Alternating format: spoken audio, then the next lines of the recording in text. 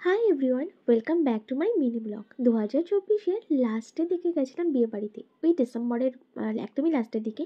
তো বিয়েবাড়ির ভিডিও ছাড়বো করে আর ছাড়া হয়নি। এই দেখো বরমশাই খুবই ব্যস্ত, কারণ একা হাতে সব কিছু করতে হয়। যাদের একা হাতে সব কিছু করতে হয় না, তাদের টেনশনটার জন্য দ্বিগুণ হয়, আর কাজ জন্য শেষ করতেই হয় না।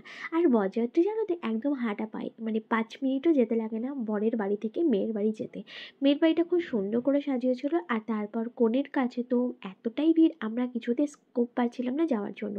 তো তারপর সাথে সাথে খেলাম পকোড়া, আর যেহেতু বিয়ের ভ্যানুটা না একদমই ছোটো, স্পেসটা কম, তো যেখানেই যাচ্ছিলাম ফুচকা স্টল, পকোড়া স্টল, সেখানে কিন্তু খুবই ভিড় ছিল।